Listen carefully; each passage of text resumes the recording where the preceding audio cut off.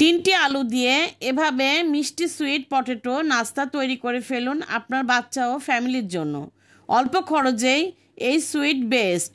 আপনার কাছে থাকা যে কোনো গ্যাস, ওভেন বা চুলা সব কিছু দিয়েই ব্যবহার করে বানিয়ে ফেলতে পারবেন। মেহমানদের জন্য তৈরি করতে পারবেন। বাচ্চারা টিফিনে চেয়ে চেয়ে খাবে। কিভাবে মজাদার নাস্তাটি তৈরি হয় চলুন দেখে নিই। আসসালামু আলাইকুম, আপনারা দেখছেন আইরিন হোম কিচেন। আজকে আমার রেসিপি সুইট পটেটো নাস্তা।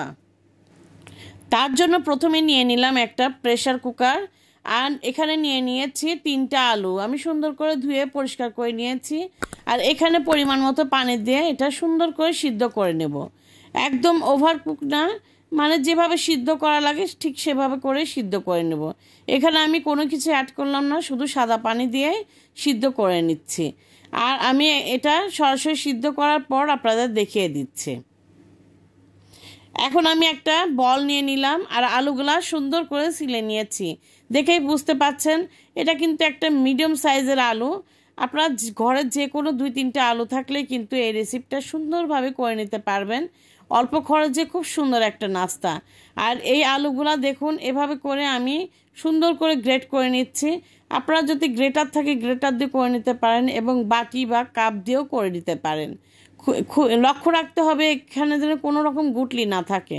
এখানে আমি নিয়ে নিলাম সামান্য পরিমাণ, মানে 1/3 কাপের মতো চিনি গুঁড়া করে নিয়েছি। এই কাজটা অবশ্যই করতে হবে। চিনিটা কিন্তু একদম মিহি থাকতে হবে।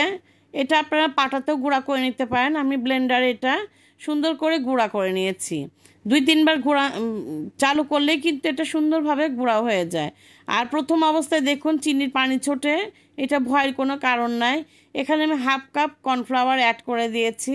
এখানে অবশ্যই কর্নফ্লাওয়ারই অ্যাড করতে হবে, আর কিছু কিন্তু না। এখন আমি অল্প অল্প করে দিয়ে এটা সুন্দর করে একটা ডো তৈরি করে নেব। আমার এখানে পুরোপুরি 1 কাপ, মেজারমেন্ট কাপের 1 কাপ কিন্তু কর্নফ্লাওয়ার লেগে গেছে। দেখুন এভাবে করে সুন্দর করে আমি ধীরে ধীরে মাখিয়ে একটা সুন্দর, যেমন রুটি খাই ঠিক এমন ডো তৈরি করে নেব। খুব দ্রুতই কিন্তু এইটা হয়ে যায়। দেখুন আমার এটা সুন্দরভাবে বাইন্ডিং হয়ে গেছে, আর এটা কোনো রেস্টে রাখা যাবে না। সাথে সাথে আমি করে নিচ্ছি। হাতটা ক্লিন করে নিয়ে এটা ছোট ছোট পোর্শন নিয়ে দেখুন এভাবে করে হাতের মধ্যেই আমি সুন্দর করে শেপ দিয়ে নিচ্ছি। আপনারা চাইলে যে কোনো শেপে করে নিতে পারেন, তাতেও কিন্তু খুব সুন্দর লাগবে। দেখুন এভাবে করে নিয়ে আমি এখানে কাঁটা চামচ দিয়ে একটু শুধু চাপ দিলাম, তাতে একটা সুন্দর ডিজাইন হয়ে গেল। কারণ এই ডিজাইনটা করার উদ্দেশ্যে কিন্তু দেখার সৌন্দর্যের জন্য। খাবারের যদি সৌন্দর্য হয় খেতেও কিন্তু ভালো লাগে। এভাবে করে আমি সবগুলো আপনাদের করে দেখাচ্ছি। আর দেখুন এটা কিন্তু একটা সফট ডো তৈরি হয়েছে। আর আমি এভাবে একটা বাটার পেপার নিয়ে নিয়েছি। বাটার পেপারে অবশ্যই তেল ব্রাশ করে নেবেন, তাহলে কিন্তু সুবিধা হবে। আর এখানে আমি একটা ডিমের কুসুম নিয়ে নিয়েছি। এটা ডিমের কুসুমটা দিয়ে এভাবে আমি সুন্দর করে মেল্ট করে নিচ্ছি। আর আপনারা চাইলে ডিমের কুসুমের মধ্যে ভ্যানিলা এসেন্স দিতে পারেন, তাহলে কিন্তু ডিমের একটা স্মেল এটা থাকবে না, খেতে কিন্তু আরও দুর্দান্ত লাগবে। আর দেখুন এভাবে করে সবগুলো আমি দিয়ে দুইটাতেই করে দেখাবো, ওভেনেও এবং চুলাতেও।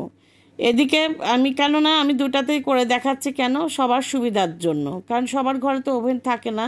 এই কারণে আমি কিন্তু এটা করে নিলাম।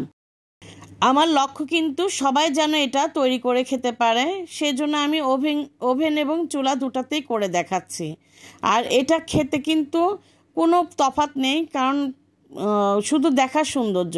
ওভেনে একটু বেশি সুন্দর হয়, আর চুলাতে একটু কালারটা ডিসকালার হয়, এই কিন্তু খেতে কিন্তু দুটাই দুর্দান্ত। ছোটরা তো আপনার এই নাস্তাটা চেয়ে চেয়ে খাবে, এত টেস্টি একটা খাবার, একদম আনকমন একটি খাবার। অবশ্যই এটা করে খাবেন। 190 ডিগ্রি প্রিহিটেড ওভেনে আমি এটা 10 থেকে 12 মিনিটের জন্য দিয়ে দিলাম। এই 10 থেকে 12 মিনিটের মধ্যে কিন্তু হয়ে যাবে। এখন আমি চলে যাব চুলার কাছে। দেখুন এখানে কিন্তু কালারটা অনেক সুন্দর দেখা যাচ্ছে, আর এটা ফুলে কিন্তু অনেকটাই ডবল হবে। এখানে আমি হালকা একটু তেল দিয়ে দিলাম। তেলটা এখন আমি ব্রাশ টিস্যু দিয়ে মুছে দিব। এই কাজটা অবশ্যই করতে হবে। এটা আমি শ্যালো ফ্রাই করে নিব। দেখুন এই তাওয়াটা কিন্তু হালকা একটু গরম করে নিয়েছি, খুব বেশি একটা গরম করতে হবে না। আর এই পর্যায়ে আমি এই শ্যালো ফ্রাই করার জন্য তাওয়াতে দিয়ে দিচ্ছি। এখানেও আমি ডিম ব্রাশ করে নিয়েছি, কারণ ডিম ব্রাশ না করলেও কিন্তু চলবে, তবু আমি করে নিলাম দেখার সৌন্দর্যের কারণে। দেখুন এখানে আমি সবগুলা দিয়ে সুন্দর করে একটা ঢাকনা দিয়ে ঢেকে দিব।